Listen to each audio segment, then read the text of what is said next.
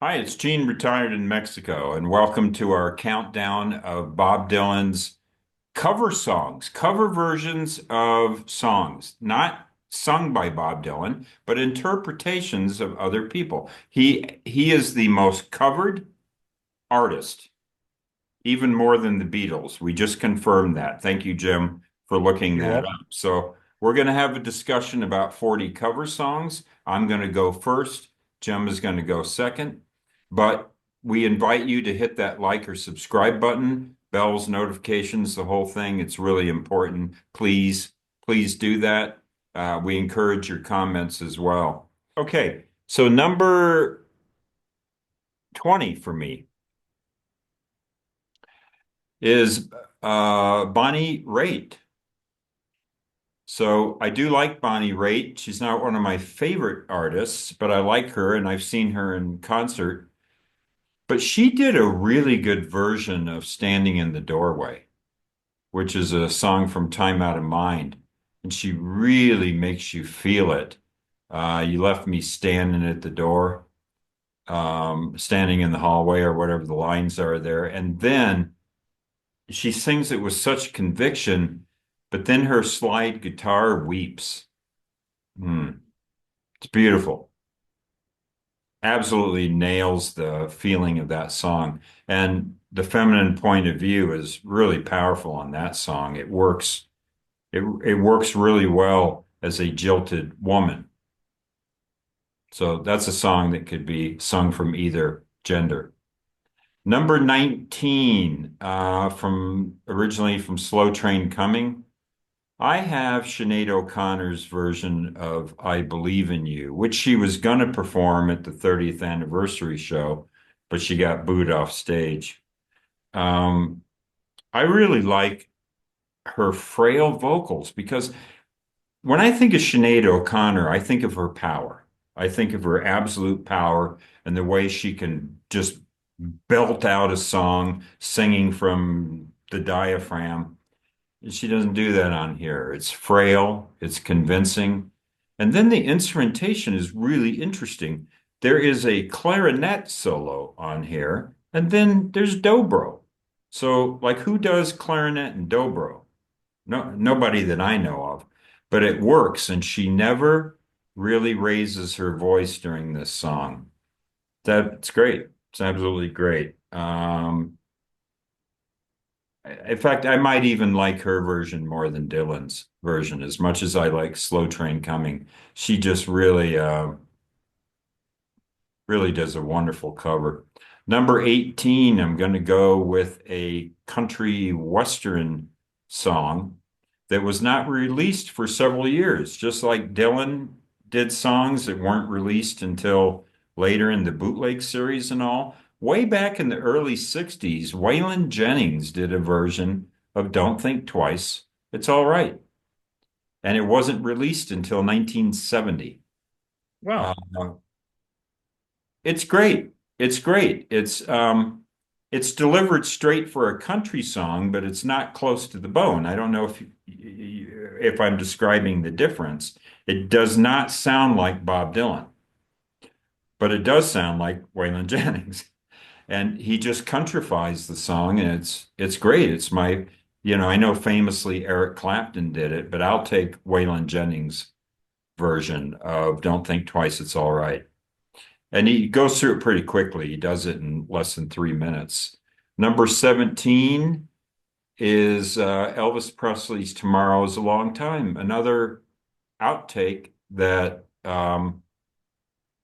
but I mean, this was a Dylan outtake. Dylan had never released Tomorrow is a Long Time. He gave it to Elvis.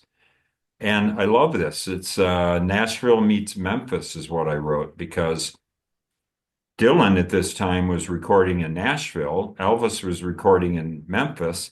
And it really feels like a collision of those two Tennessee styles. And the dobro that's on here is very distinctive. If I have any criticism, it might go on a little bit long. Elvis's version is like 5.5 minutes or six. It's surprisingly long version of it, but again, an understated vocal, just like the Sinead O'Connor. Elvis never Elvis sizes the song. You know what I mean? He just very, very restrained vocal, which is nice to hear from Elvis.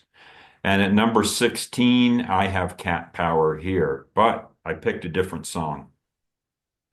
So what Cat Power did a couple years ago was she released the complete Royal Albert Hall concert.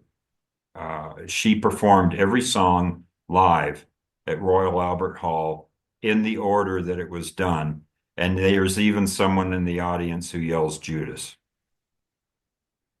It's really a nice album. I like it. And I'm going with Ballad of a Thin Man. I think Cat Power does a very nice version of this. Yeah, it's a little close to the bone. Okay. There were critiques of that album that it was a little too literal. And I think that's a fair comment, but I still enjoy Cat Power singing Ballad of a Thin Man. By the way, I was watching video on YouTube. Apparently, she had all the lyrics memorized because she would close her eyes when she was singing. She was not cheating off a teleprompter. I don't know how you do that. How do you sing the complete Royal Albert Hall concert from memory? But apparently she did. You know who else did that complete concert? And I think he did it live, like she did, and that was Robin Hitchcock. Okay. Okay, Really? Robin Hitchcock was huge Bob Dylan fan, Huh. and Yeah. so that was his way of it was a nod to Bob. All right, well, you all know by now that "Knocking on Heaven's Door" is one of my favorite Dylan songs, and I I kept thinking, gotta put Warren Zevon in there, gotta put Warren Zevon in there. But I needed a song that was, I don't know, a little bit more beautiful than Zevon's version of it. Although I love how Zevon at the end is singing, "Let me in, let me in." Yeah. Hmm. Um, but I mentioned earlier Brian Ferry, and Brian Ferry does a gorgeous, painful, beautiful version of "Knocking on Heaven's Door," which interestingly sounds a little bit like a Brian Ferry semi sound alike, Anthony and the Johnsons, who Mm. also did it, but Ferry's is better. Um, and it begins sounding more like Anthony, but it ends up going more into Ferry's deeper register. So it's him. Anthony has a higher voice. So "Knocking on Heaven's Door" by Brian Ferry. Now, I told you about a couple songs that I found out about Dylan um, when I was a freshman. This goes back to eighth grade. Mm. Arlo Guthrie, Washington County. I got that album when I was in eighth grade, and has Percy's song. Mm. And I just that song is still magical for me. Even though he turns around the rain and the wind to the wind and the rain. But it doesn't matter. It's still, it's Arlo Guthrie. And actually, if anyone has a right to be on here, it would be Arlo Guthrie because his dad was one of Dylan's major influences. Right. Um, oh, also, um, Fairport Convention did Percy's song. Right. Um, Now, the next one was a hit for Sophie B. Hawkins, "I Want You."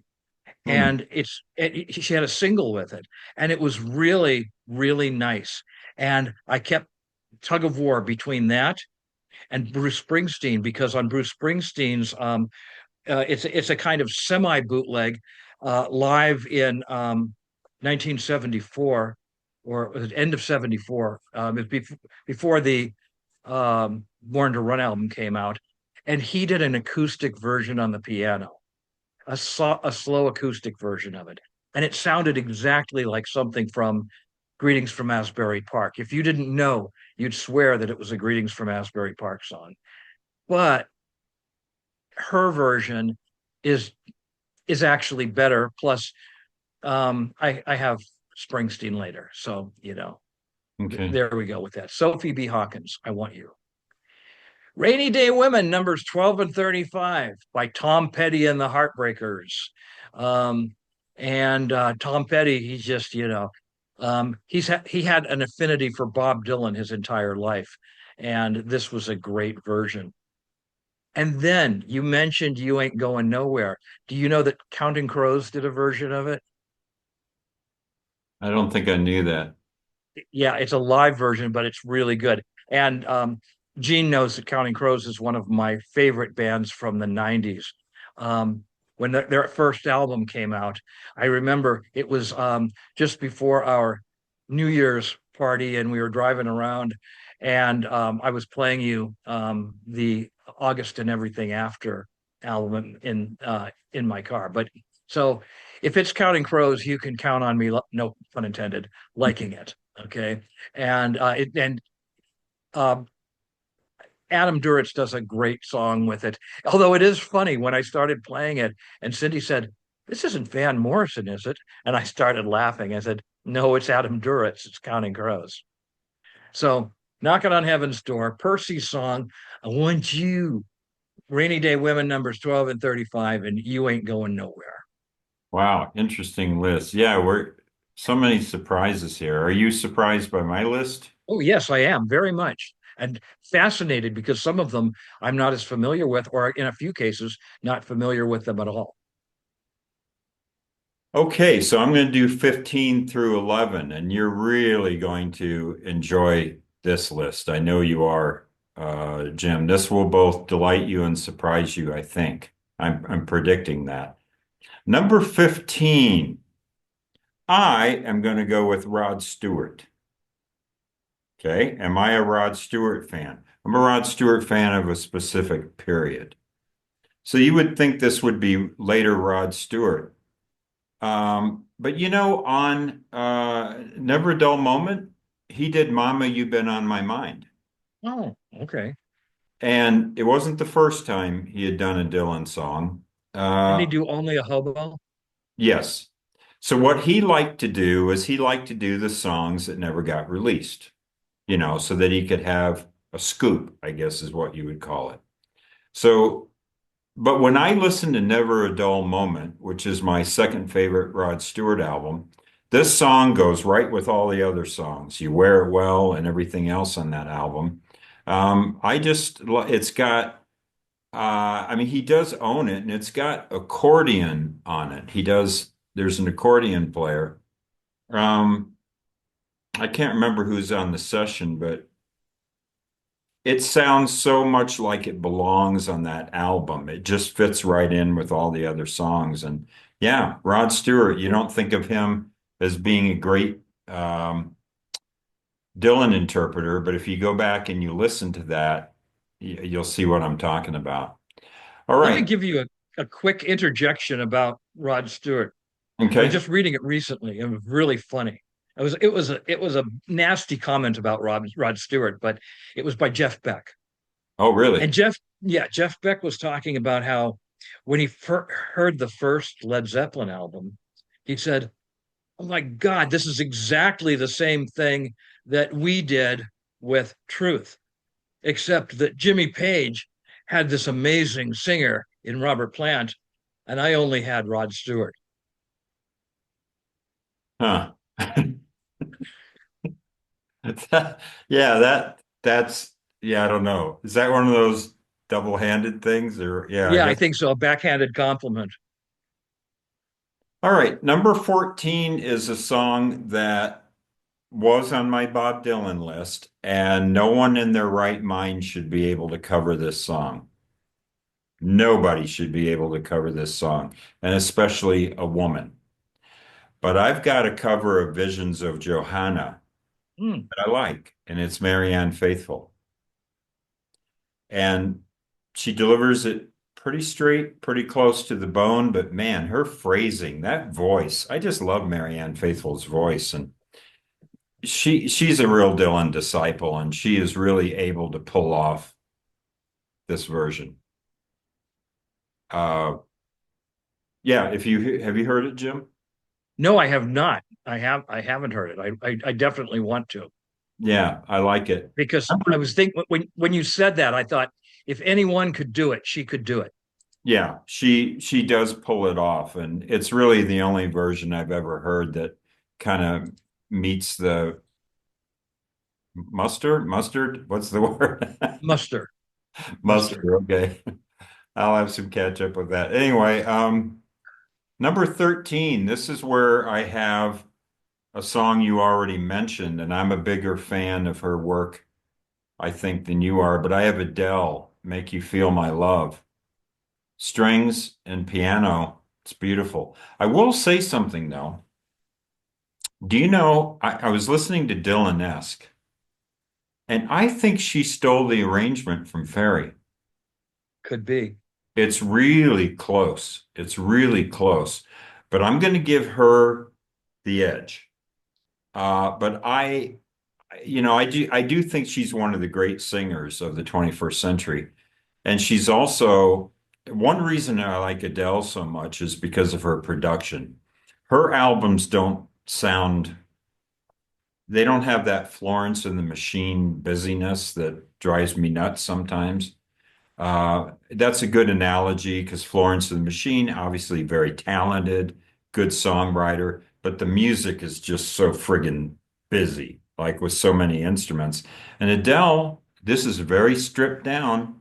It's got it's got piano, bass, I think an upright bass, and maybe a cello, and that's about it. So it's really wonderful.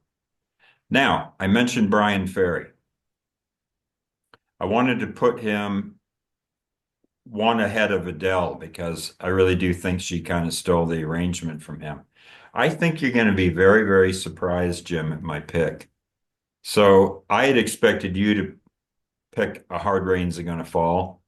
A Um, huge hit for him. yeah, and you didn't pick it, and I didn't pick it either. So I'm going with a track from Dylan-esque instead, but I think you'll be really, really surprised at my pick. But I love his version of Positively 4th Street.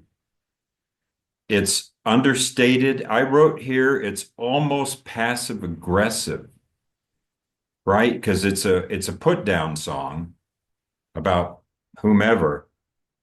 And he does it with a kind of viciousness, but a kind of quietness. And then these beautiful strings and programming and piano come in. It's really well orchestrated. And then it closes with Ferry playing the harmonica. Mhm. I love, Barry's a good harmonica player. yeah, and he doesn't play enough of it. And he gets to do a little bit on the harmonica at the end. So it was hard to pick from here because I know he does Gates of Eden and a lot of different songs on there. But this Positively 4th Street, like I say, not only is it the vocal interpretation, but then in comes this beautiful arrangement and then comes the harmonica. So something for everybody. Okay, number 11. All right, this is someone I met, someone I got to talk to for about 15 minutes. Jay Tillman. Do you know Jay Tillman? The Josh name Tillman? sounds familiar, but Josh I don't think so. Tillman is Father John Misty, Oh, okay. but he also records under his name. And when I met him, he introduced himself as Josh. I went to see Father John Misty in concert, and there were picnic tables outside where you could eat food from the club had a restaurant, and the only table that had any seats was his table because no one was sitting by him. And so I was with my then wife, and I said, "Let's let's sit with Josh." And so we ended up talking to him. But the song, I digress. But the song that he does, you got to hear it to believe me. If you gotta go, go now. Now, see, this is a song, I don't think I ever realized how funny it is. But when Dylan he performs it on one of those early concert albums like Brandeis University or Carnegie Hall or one of those early albums, and the audience is just laughing like at every line.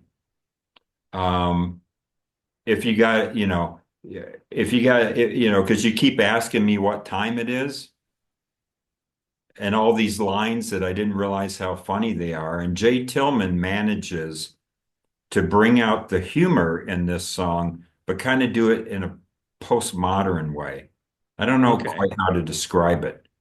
Um, it's it's not sung for humor, and yet it's humorous in a dark way. It's like darkly humorous, and he's utterly convincing. Uh, I use this phrase over and over again, but he completely inhabits the song. So, Rod Stewart, Mama, You've Been on My Mind, Marianne Faithfull, Visions of Johanna, Adele, Make You Feel My Love, Brian Ferry, Positively 4th Street, Jay Tillman, If You Gotta Go, Go Now. You're right. I'm surprised and delighted. I am surlighted. Sir Lighted. I'm surlighted. All right. Um, the next one is a song that is absolutely perfect for this singer, and it's from the Bob Dylan anniversary special, "Masters of War," sung by Eddie Vedder. Hmm. And God, Vedder sounds mad. He sounds a lot madder than Bob did. He really sounds like he wants these people to be dead. Okay. Yeah. Um, but Vedder has that voice, come here, master of the war. Yeah, build a big gun. I'm not gonna sing clearly until I am done. Um, I love Eddie Vedder though. I really do. I Yeah. loved his solo. I love the last solo album he did. And Um, his eyes, if you notice his eyes roll up in his yeah. The hair. way he'll put his eyes up there is like, is he going into a coma or something? Double Now trance.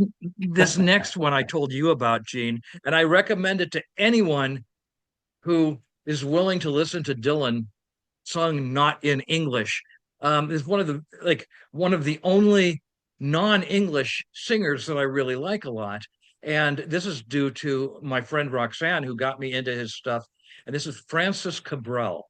There was so much to choose from because I have most of his albums. He's been around almost as long as Dylan. He's been around since the 60s. He is huge in France and Switzerland. Okay, huge. Um, and he has been called the French Bob Dylan because he's a songwriter. He has also been called the French Jackson Brown, um, and he kind of has both of those, in his sound, and the French Gordon Lightfoot. So if you can think of a combination of Lightfoot, Dylan, and Jackson Brown, you kind of have what Francis Cabral sounds like. By the way, did you know that? Did we talk about this that Dylan said about Gordon Lightfoot? He's never heard a Gordon Lightfoot song that he didn't wish that he had written. Yeah. Right. Okay.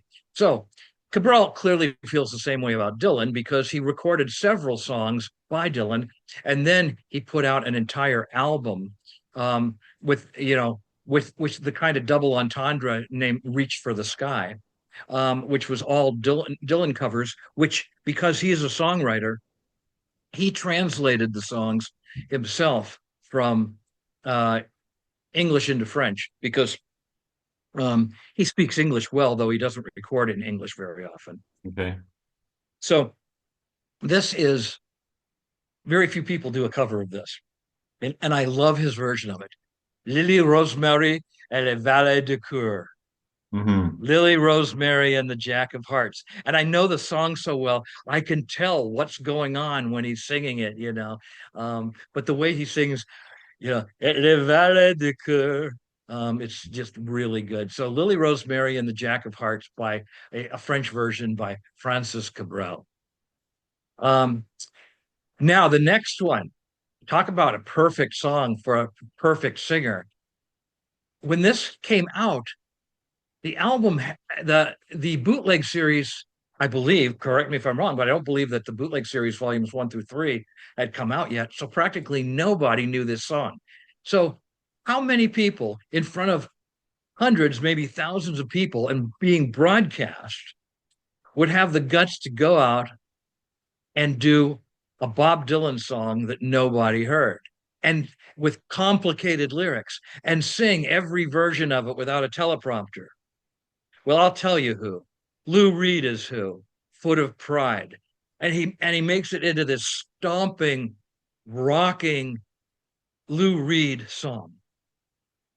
He, oh, who's gonna come down when the foot of pride comes down? Ain't and it's just like really good. That's. So real Um, quick, I'm sorry to correct you, but if you watch the video, yeah, he is using a teleprompter. he is using a teleprompter. Oh yeah. Okay, I didn't think he was. In fact, he's Well, kind if of he glued. He's kind of glued to it, actually.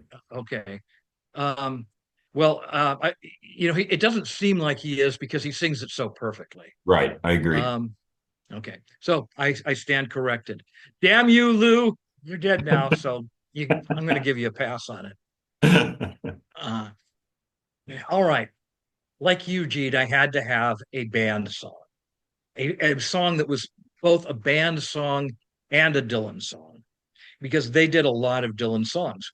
And this was a song that Richard Manuel and Dylan wrote together um, for the Basement Tapes, and then the band did it again on their first album, Music from Big Pink, Hmm. and that is Tears of Rage. But even though Richard Manuel co-wrote this, the lyrics are so clearly Dylan from the time. They Mm. have they have a biblical and a Shakespearean thing. It's like, you know, a King Lear.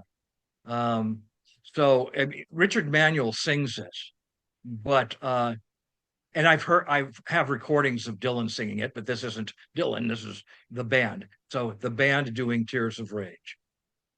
And the next one, I wanted to do The Wicked Messenger, but damn it, Gene, you wouldn't let me do more than 40 songs. And I had to have Patti Smith on there. So I chose Changing of the Guards. Mm. Now, what did this mean? Well, not only did I not have Wicked Messenger, if I would have had Wicked Messenger, I would have had the Gaslight Anthems version of Changing of the Guards, which is just really a great Springsteenish rock and roll version of Changing of the Guards. Their version of it makes me happy, but Patti Smith makes me happier. Mm. So yeah. Um, so that is Masters of War, Lily Rosemary and the Jack of Hearts, Foot of Pride, damn you, Lou, Tears of Rage, and Changing of the Guards. Wow. Great list. Yeah, and her on Changing of the Guards, I think her band deserves a lot of credit on that because they just really get that melody really nicely. Makes you want to sing along. All right. Right. So number 10. Now earlier I mentioned the Birds. Now comes the band. I've got so I'm like, what song am I going to pick by the band? Got to put a band song on here, right? You got to. Yeah. And so I fell in love with this one song and I said, Gene, you can't put this song on here. How can you put a song without Robbie Robertson and Manuel on it? Like, how can you do a song by three-fifths of the band? Well, they released an album in '93 called Jericho, and I Yes. love Blind Willie McTell. Danko and Helm take turns singing verses. Helm plays mandolin on it. The drums are really high in the mix. And Levon Helm and Rick Danko, they understand this song and they're able to deliver it in a really great version. Yeah, it's hard to believe that I would pass over songs from music from Big Pink or maybe the band side of the Basement Tapes or anything else, but I kept playing the song over and over again, and I just couldn't remove it from the list. The band, Blind Willie McTell, they do a killer version of that song. All right, number 9 is going to be a surprise. Going to be a surprise. And it's from this Chimes of Freedom album. And I think it's a masterpiece that gets overlooked because it's by a reggae artist.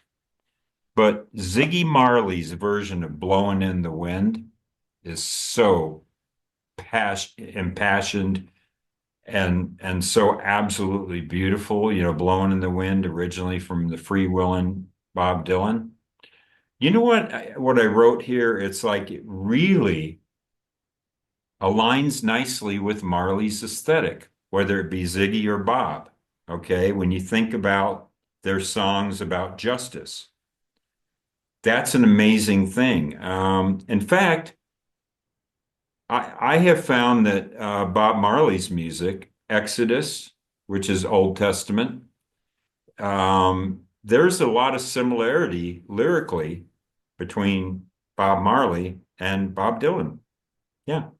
And Bob Dylan loved reggae music, but Ziggy Marley doesn't do it reggae style. It's acoustic guitar, light percussion, maybe some bass, but it's mostly just Ziggy on guitar singing. So this is kind of his version of Redemption Song, you know, his Okay. cover of Blowing in the Wind. And if you listen to it, you're like, yeah, yeah, that's really good. I like this well enough to place it at number nine. I think Ziggy Marley's Blowing in the Wind is phenomenal.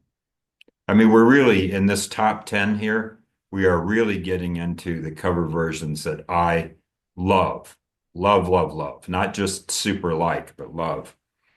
And that includes number eight, a song that you've already mentioned. I'm with you 100% on John Doe's Pressing On. Yeah, okay, so there's some gospel singers. Maybe on paper it looks like it's too over the top, but it works because John Doe is singing. I mean, I've seen X three times in concert and John Doe once. So I've seen John Doe four times in concert. And I have listened to his solo um, material and I've listened to the band. And I think I know John Doe pretty well. And I can't think of any song that he sings with more power and emotion than this one. You know, you'd have to go to a song like you'd have to go back to the first X album, like a song like Johnny Hit and Run Pauline. You'd have to go back to something like that to hear him singing as well as he sings on Pressing On. But he's singing differently. He's singing this very soulful gospel. Yeah, you already talked about it. It's great. It's great.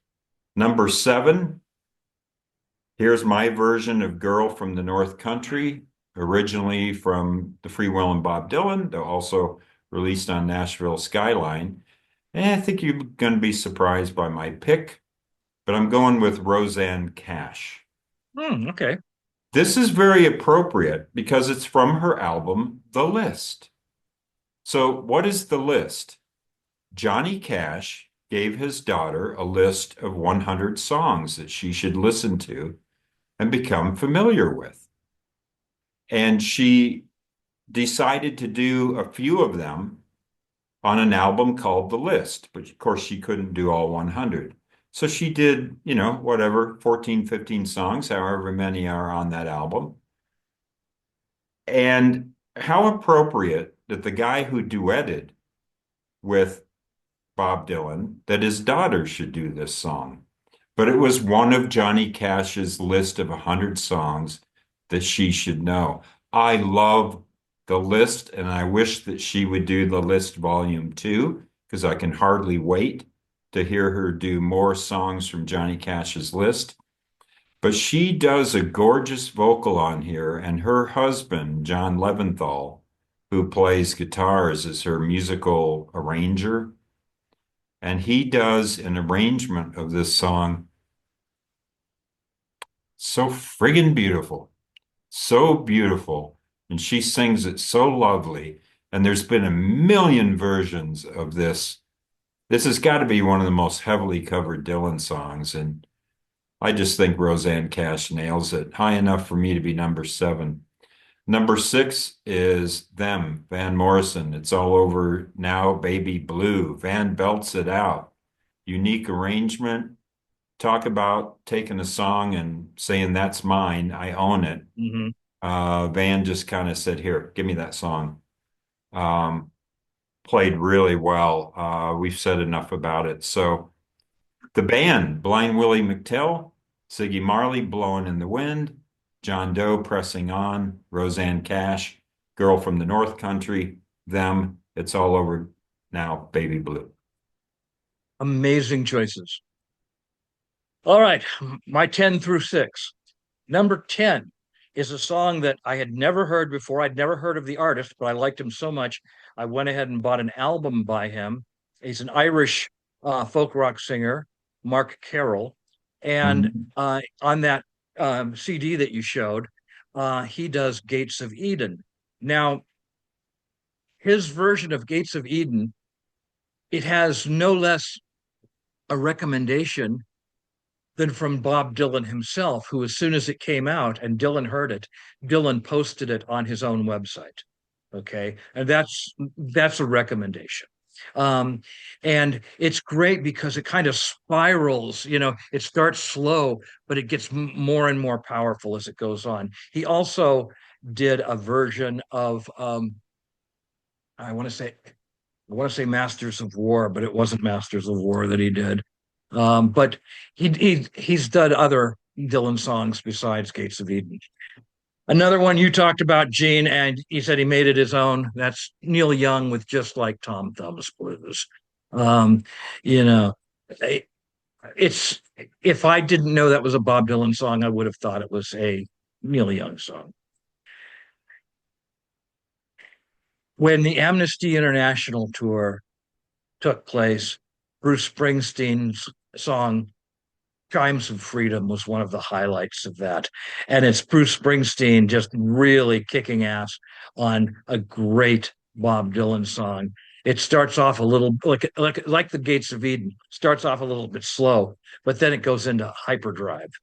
Great version of Chimes of Freedom, and I would not want to be without it. Springsteen just released from his performance in England an EP of a few songs, and it has a version of Chimes of Freedom, but it pales in comparison to this one that was done, back during the Amnesty International. Now, a song that a band has made their own of a Dylan song, as much as I love the Dylan version, the Birds, Mr. Tambourine Man. Um, it's so beautiful the way that they harmonize and the chiming guitars and everything about it. It's just one of those songs that it's a bird song, even though Dylan wrote it. It's a bird's song. And then next, this song was originally going to be released as a single, and for some reason it was not. It was live from Pacific High Studios in 1971, Van Morrison doing Just Like a Woman. And just like Morrison with them, possessed, as Gene said, possessed It's All Over Now, Baby Blue. He does the same thing for Just Like a Woman here. Um, and he goes into a really big Van Morrison whoop that the whole audience goes crazy. So worth hearing. You can find it online easily. And that's my 10 through 6. Gates of Eden, Just Like Tom Thumb's Blues, Chimes of Freedom, Mr. Tambourine Man, and Just Like a Woman. Wow, you got some classics in there. Oh, those are big Bob Dylan songs. Yeah. All right, I'm down to my top five, and I will bet you that you will predict two of these picks and be completely surprised by the other three, or maybe two and a half picks.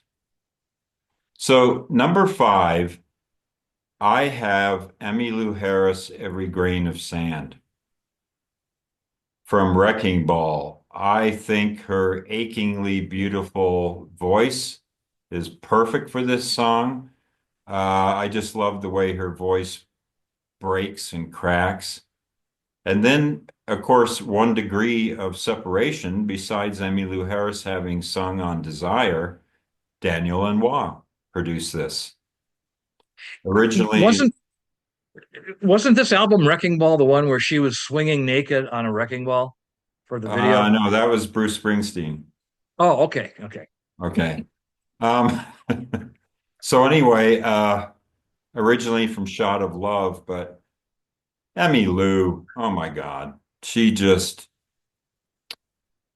I actually honestly prefer her version to his, as beautiful as his is. She just really does it. And then at number four, hey, you got to put this song on here. It's usually number one on everybody's list. Jimi Hendrix, All Along the Watchtower. What has not been said or written about this song originally from John Wesley Harding? So influential on Bob Dylan's future versions or arrangements of the song, as you pointed out so clearly. Um, yeah, you talk Dun about dun dun taking dun a dun dun.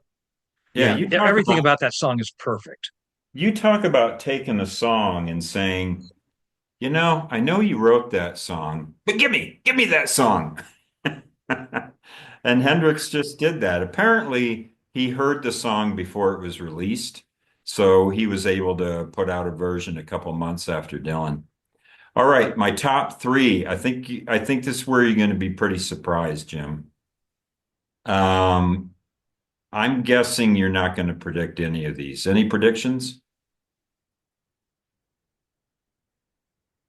Yeah, you ready? Yeah. I don't think you can predict. At number three, from I'm Not There, Okay. I have Willie Nelson and Calexico doing I I Tales, almost chose that. Yeah. Senior Tales of Yankee Power. I'm not a huge Willie Nelson fan, but what an inspired pairing because Willie, his phrasing is so perfect on this song. He, and I like the Street Legal version quite a bit. I knocked Street Legal a little bit in our albums ranking, but my God, his interpretation of this song, and then Willie Nelson is a very underrated acoustic guitar player. And he puts down some acoustic guitar on this song that's just perfect and beautiful. And you're thinking, oh my God, what a great song. And then can it get any better? Yeah, let's have Calexico sing one of the verses in Spanish. Love this. Love, love, love. My favorite song from the I'm Not There soundtrack. Number two, everything you said about this song, you just don't know how much I love it. Lou Reed, Foot Mm. of Pride, my number two cover version song. He he just owns it. And the band, oh my God, the band, like, to record with a house band. But Lou Reed comes out, and if you watch the video very carefully, he's just a touch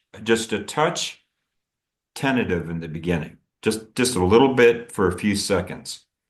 But he begins to warm up, and then he cracks an uncharacteristic Lou Reed smile.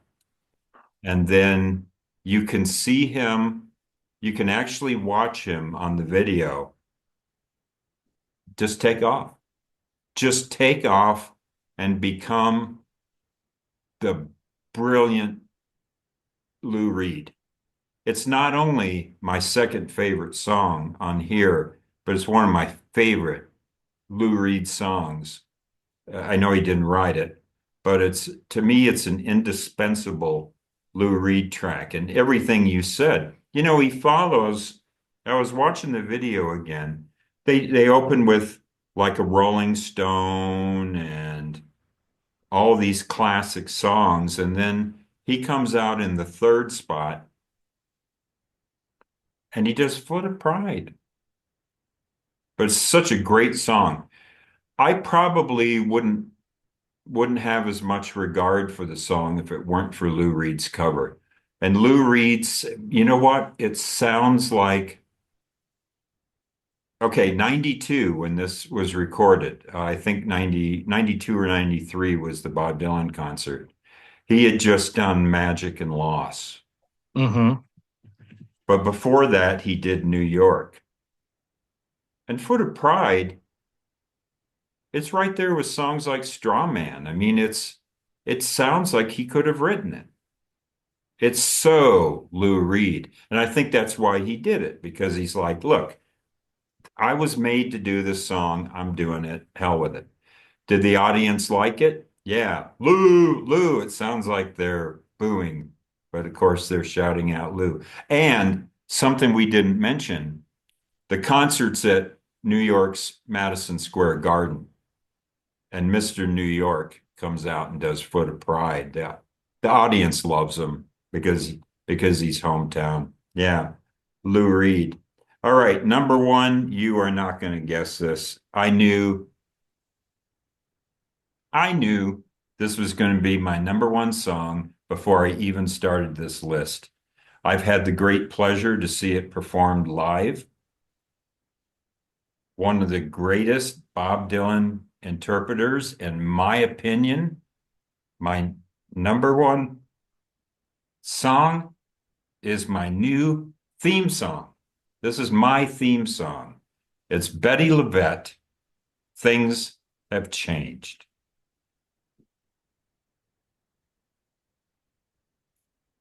Did you see that one coming? No, I did not. And what a treat to see her perform this. But when she sings, people are crazy, times are strange, I'm locked in tight, but I'm way out of range. I used to care, but things have Things have changed. changed. It's my theme song. Dylan did postmodern before postmodern. Well, 98, I think he did this song, but the lyrics are so postmodern. She does change one lyric. She changes the wheelbarrow lyric about Dylan says, I'm gonna marry the next woman I meet and roll her down the street, like put her in a wheelbarrow and roll her down the street. She omitted that line, but she keeps all the other lines, including insertion of the F word, and she absolutely inhabits this. Um, and if you have a chance, watch her performance of it in Paste Studios. It's a live version with her band. And, I like her version 10 times more than Dylan's version. Yeah. Betty LaVette, underrated R&B singer who's in her element now. She had a minor hit in the 60s, was kind of obscure for years, but she's great. Another great performance of hers, I'm digressing, but if you ever have a chance to see her sing Love Ray Normie in front of Pete Townsend and Roger Daltrey and watch those two cry,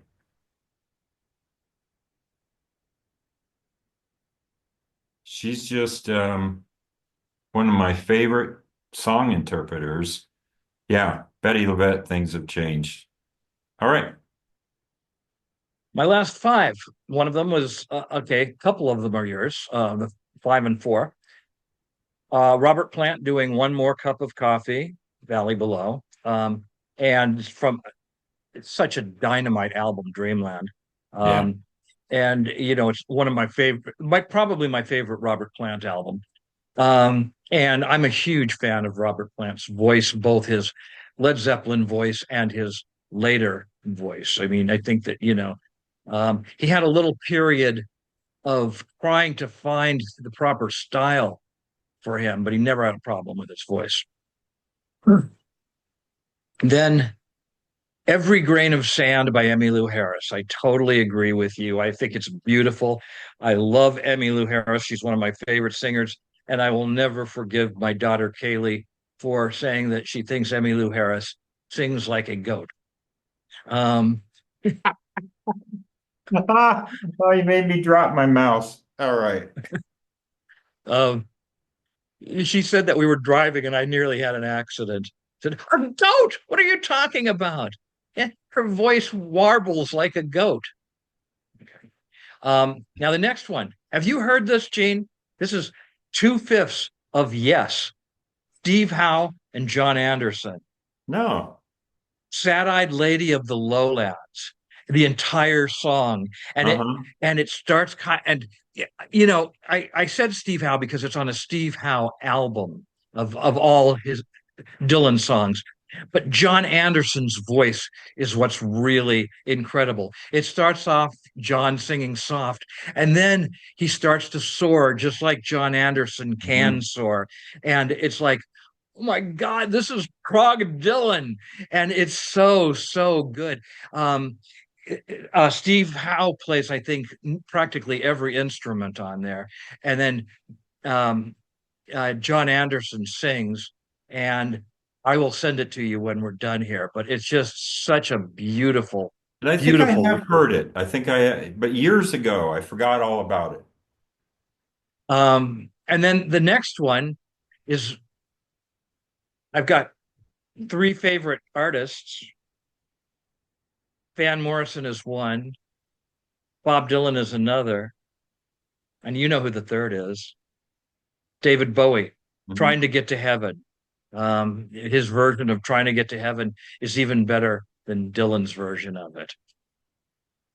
And it was a B-side, or it was an outtake, I should say. It was an outtake of from um,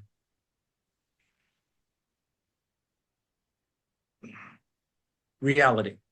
It was an outtake from Reality. And Okay. then the last one is the most predictable one, but it has to be on there, and it has to be number one. And that is the Jimi Hendrix Experience, doing All Along the Watchtower. And I think a funny little, and it's not because of him doing this, because this was on his third album, but Jimi Hendrix said that he never dared to record his voice until he heard Bob Dylan, and he said, if he could do it, I could do it. So, Funny. Well, So what's there we your go. five there? Your five again? One more cup of coffee, every grain of sand, sad-eyed lady of the lowlands, trying to get to heaven, and all along the watchtower. Wow. Wow. Well, that was interesting. That was fun. That was a I lot hope of some of your viewers found it as fun as we did. uh some of them, yeah. I'm not sure they all will. And if you're not into long videos, well, find another channel. That's all I know to say. We are of the I don't know, our generation though is getting more hyper attentive all the time. Well, that's because we're getting old and we're losing our memories, but we used to have a lot more patience. Yes, and so what my analytics show on my channel is that every generation has a shorter attention span, but the younger you are, the shorter. But for any old person or senior to say the kids today, that's a bunch of crap because we have short attention spans too, but they're a little bit longer. So anyway, this is analytics, guys. This is not opinion. This is science. But anyway, thank you, Professor Gumbo, for joining us. And Thank you. what a great, yeah, what a great. So I'll look forward to your spreadsheet. And then at the end of this video, I'll post the Excel sheets for everybody and then make a playlist and on Spotify that will combine or crunch our lists. And then, I'll put the links in the comments below. So for sure, And this will both be 2 episodes. For sure, this will be 2 episodes. and both of the lists are on one spreadsheet, which is makes it easy. So should I send it to you or to your Wallbanger reactions? Either one, either one. Okay, Doesn't matter. I'll send it to both. No, yes, I'll send it to both. All right, and sending it. So there we go. I will also send you the uh, the one that made you nearly poop your pants, Duran Duran. And I Yeah. already have that queued up on YouTube. Okay. And next we're doing David Bowie. And Yep. if the viewers want to make some suggestions, they can, but we don't get, when I do polls, I don't get a ton of like let's say 9 people vote and 4 of them say one artist and 5 of them say, then it's not a, what's the word? It's not a consensus really. So, No, it's basically an American presidential election. okay, enough of that. Okay, so we're gonna do Bowie next. So bye everybody, as we say here in Bonita, Mexico, buen dia, and as we say in Phoenix. And as Bob Dylan said in French, a reservoir. Okay. That's hilarious. Okay, Bye bye. gonna sign off.